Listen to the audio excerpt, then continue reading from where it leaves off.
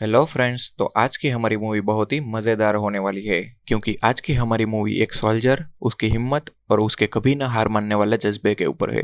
तो चलिए आगे बढ़ते हैं हम हमारी मूवी की ओर। तो मूवी की स्टार्टिंग में हमें दो सोल्जर्स दिखाई जाते हैं जो रेगिस्तान में अपने मिशन को अंजाम देने के लिए आए होते हैं।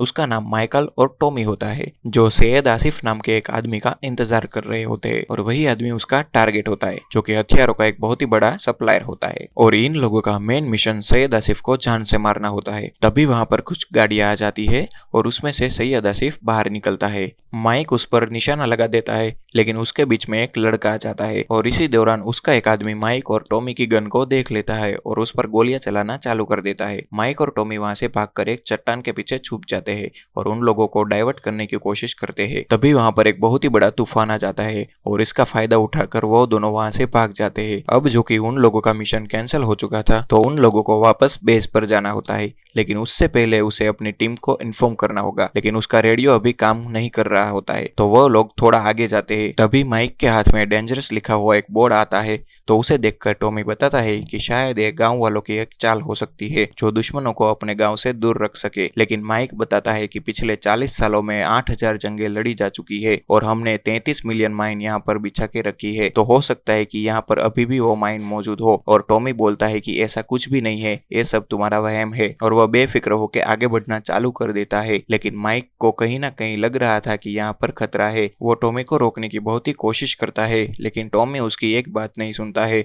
और उसका पैर एक माइन पर पड़ जाता है और वो धमाके से उड़ जाता है और इस धमाके में उसके दोनों पैर चले जाते हैं। फिर वो माइक से हेल्प मांगता है लेकिन माइक नोटिस करता है कि उसका पैर भी एक माइन पर पड़ चुका है और वो अपना पैर आगे नहीं बढ़ा सकता क्योंकि अगर उसने पैर आगे बढ़ाया तो वह भी मारा जाएगा, इसलिए वह टॉमी की मदद नहीं कर पा रहा था। उस तरफ टॉमी को बहुत ही ज्यादा दर्द हो रहा है।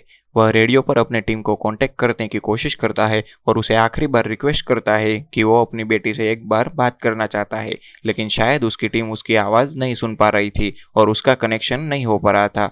उसके बाद माइक टॉमी को कहता है कि वो मॉर्फिन लगा दे, उससे उसका दर्द बहुत ही कम हो जाएगा। लेकिन ऐसा करने के बाद भी वो दर्द से बहुत ज़्यादा तड़प रहा होता है और यह सब देखकर माइक से सहा नहीं जाता। वह बोलता है कि मैं अपने पैर हटा रहा हूँ और तुम्हारी तरफ आ रहा हूँ और कहता है कि यह बहुत ही पुरानी माइन है, हो सकता है कि ना फटे और हो सकता है कि मैं बच जाऊं और तुम्हारी मदद के लिए मैं आ रहा हूँ। लेकिन टॉमी नहीं चाहता है कि उसकी वजह से माइक की भी जान जाए, इसलिए वह अपनी बंदूक निकालकर अपने आप को शूट कर लेता है और यह देखकर माइक बहुत ही जोर से चिल्लाने लगता है और रोने लगता है क्योंकि उसके सामने उसके बेस्ट फ्रेंड की मौत हो गई और वो कुछ नहीं कर पा रहा था। थोड़ी देर के बाद वो अपने आप को शांत करता है और वो इस सिचुएशन से कैसे बाहर निकले उसके बारे में सोचने लगता है। फिर माइक एक कुल्हाड़ी की मदद से टॉमी के पास पड़ा हुआ बैग अपने पास खींचता है और उसमें से रेडियो निकालता है, लेकिन रेडियो की बैटरी खत्म हो गई थी और उसकी दूसरी बैटरी टॉमी के पॉकेट में ही थी। फिर माइक अपने रेडियो को सोलर पैनल से चार्ज करने की कोशिश करता है और रेडियो थोड़ा चार्ज हो जाता है, जिसके बाद वो अपनी टीम से कांटेक्ट कर लेता है और उससे मदद मांगता है और वो कहता है कि मेरा टॉमी नाम का एक साथी जिसका पैर माइन के ऊपर पड़ने की वजह से मारा जा चुका है, वो उनसे जल्दी मदद के लिए रिक्वेस्ट करता है और उसका सीनियर उससे पूछता है कि तुम्हारे मिशन का क्या हुआ। तो माइक बताता है कि हमारा मिशन फेल हो चुका है। फिर उसका सीनियर उसे बोलता है कि अभी हम तुम्हारे पास हवाई मदद या हेलीकॉप्टर नहीं भेज सकते हैं क्योंकि वहां पर बहुत ही ज्यादा रेत के तूफान आ रहे हैं और हो सकता है कि हेलीकॉप्टर उसमें क्रैश हो जाए। फिर भी हमारी टीम बॉर्डर पे है, वो तुम्हारे पास पहुंच जाएगी, लेकिन उसके लिए तुम्हें 52 आवर्स का वेट करना पड़ेगा। यह सुनकर माइक बहुत ही उदास हो जाता है, लेकिन उसके पास उसके अलावा कोई रास्ता नहीं बचता है क्योंकि उसे इस रेगिस्तान में 52 आवर्स बिताने होंगे जो कि बहुत ही ज्यादा मुश्किल है। वो अपनी वॉच में 52 आवर्स का टाइमर सेट कर देता है और उसके पास ना तो खाना था और ना तो पीने के लिए कुछ पानी था। तभी उसकी मुसीबत और बढ़ जाती है क्योंकि वहां पर बहुत ही बड़ा तूफान आ जाता है। वो अपने मुंह पर कपड़ा बांधकर और अपनी गन को स्टैंड बनाकर वहां पर अपने आप को रोकने की कोशिश करता है और थोड़ी देर में वो तूफान चला जाता है। माइक किसी तरह अपने आप को बचा लेता है, लेकिन इसी दौरान टॉमी की बॉडी खिसक कर उसके पास आ जाती है और माइक उसके पॉकेट में से वो रेडियो की बैटरी ले लेता है। लेकिन अब वो देखता है कि उसके पास बैटरी तो है लेकिन उसका रेडियो उससे बहुत ही दूर जा चुका है। धीरे धीरे करके माइक की हिम्मत टूटती जा रही है। वह आसमान में कई गोलियां चलाता है और मदद के लिए जोर जोर से चिल्लाने लगता है, लेकिन उसे उस रेगिस्तान में सुनने वाला कोई नहीं मिलता है।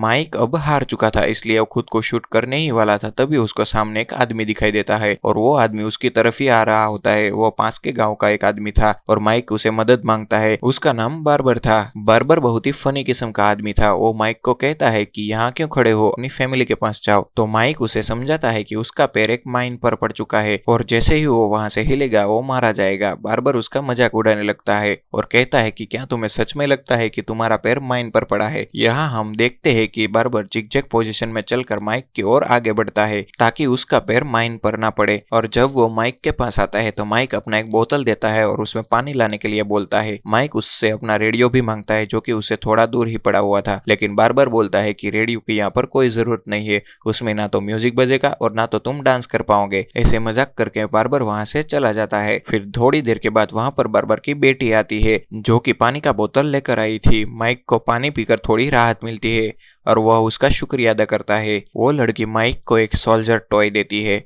और माइक भी उसे सोल्जर टॉय देता है जो कि उसे इस रेगिस्तान से मिला था।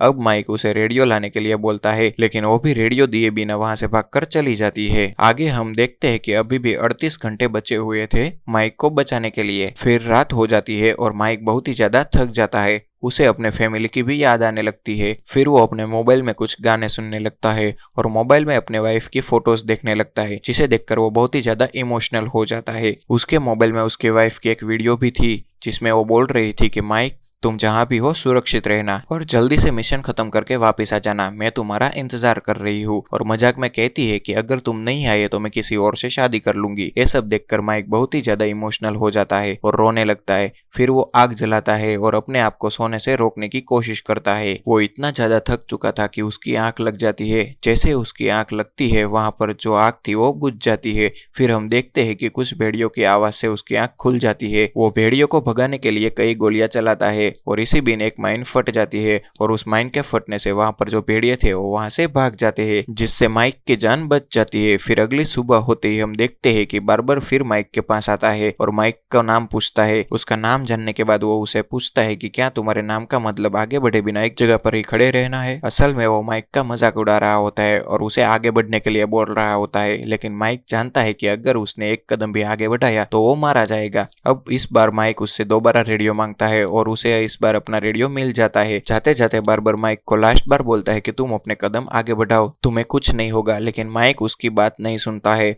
और वो आदमी वहां से चला जाता है। उसके बाद माइक को हेलोजिनेशन होना चालू हो जाता है और वो टोनी को जिंदा देख पाता है। टॉमी उसे बोलता है कि क्या तुम अभी यहाँ पर खड़े हो, चलो अपने घर चलो, तुम्हारी वाइफ तुम्हारा इंतजार कर रही है। वो उसे उसके कदम आगे बढ़ाने को बोलता है, लेकिन माइक ऐसा नहीं करता है। फिर रात हो जाती है और अभी भी माइक को टॉमी दिखने लगता है। टॉमी उससे बोलता है कि तुमने लाइफ में बहुत सारी गलतियां की है। एक्चुअल में माइक को अपने पास्ट की सारी गलतियां याद आने लगती है। उसने अपनी वाइफ के साथ अच्छा बिहेव नहीं किया, उसने बहुत सारे लोगों के साथ लड़ाई की। यहाँ पर टॉमी उसे बोलता है कि तुम्हें जेनी के साथ रहना चाहिए, उसे तुम्हारी सबसे ज्यादा जरूरत थी और तुम उसे छोड़कर यहाँ पर चले आए। अब माइक को अपनी सारी गलतियों का एहसास होता है जो कि उसने पास्ट में की थी। वो सारी गलतियों को सुधारना चाहता था, लेकिन वो अभी रेत में फंसा हुआ था और घर नहीं जा सकता था। तभी उसे पता चलता है कि उसके पास दोबारा भेड़िए आ चुके हैं और उसकी संख्या बहुत ही ज्यादा है। वो भेड़िए टॉमी की बॉडी को उठाकर वहां से ले जाते हैं। तभी वहां पर एक माइन फटता है और कुछ भेड़िए उससे भाग जाते हैं, लेकिन कुछ भेड़िए अभी भी बचे थे। वो माइक पर हमला कर देते हैं। माइक उसे बड़ी बहादुरी से मार गिराता है। वो जैसे जैसे उस भेड़ियों को मार रहा था वैसे वैसे वो और भी ज्यादा हेलोजिनेशन में जा रहा था। वो उस भेड़ियों को अपना दुश्मन मानता है और एक एक करके सबको मार गिराता है। फिर उसकी आंख खुल जाती है और उसके रेडियो पर उसकी टीम का मैसेज आता है। वो उनसे बात करता है। तभी उसे पता चलता है कि घर जाने में उसके पास सिर्फ 7 घंटे ही बचे हैं। तभी उसका सीनियर उसे बताता है कि जो टीम तुम्हारे पास आने वाली थी वो थोड़ी लेट हो गई है, उसका मिशन कैंसिल हो चुका है और उसे तुम्हारे पास आने में और 10 घंटे ज्यादा लगेंगे, मतलब कि उसे और 17 घंटे वेट करना पड़ेगा। फिर इस रेगिस्तान में खड़े खड़े अपने आप को बचाते बचाते माइक की हिम्मत टूटने लगती है और वो गिरने लगता है, लेकिन तभी वहां पर बार्बर आ जाता है और माइक को गिरने से बचा लेता है। वो कहता है कि तुम्हें हिम्मत नहीं हारनी चाहिए, मेरा पैर भी एक बार माइन पर पड़ चुका है और मैंने अपना पैर खो दिया था। उस टाइम में बस यही सोच रहा था कि अब मैं क्या करूंगा, और जब मुझे हॉस्पिटल लाया गया तब मैं बहुत ही डरा हुआ था। वहां पर एक गाना बज रहा था जिसमें सिंगर बोल रहा था कि हमें हमेशा आगे बढ़ना चाहिए और डर कर पीछे नहीं जाना चाहिए। लेकिन मुझे वो गाना नहीं सुनाई दे रहा था, मैं बस अपने पैर के बारे में सोच रहा था। तभी वहां पर एक नर्स मेरे पास आई और उसने मुझे एक स्माइल दी। उसके बाद मेरे को वो गाना सुनाई दिया और उस गाने का मतलब पता चला। फिर मैंने सोचा कि मुझे भी आगे बढ़ना चाहिए, हिम्मत नहीं हारनी चाहिए और कदम आगे बढ़ाने चाहिए। फिर बार बार एक बात और बताता है कि हम यहाँ की माइंस निकाल कर बेच देते हैं ताकि उनसे थोड़े बहुत पैसे कमा सके, और यहाँ पर माइंस की जगह एक टीन का डिब्बा रख देते हैं ताकि मेटल डिटेक्टर से भी पता ना चले कि यहाँ से माइन निकाला गया है। और यह सब बोलने के बाद वो वहां से जाने लगता है। तभी माइक उसे रोकता है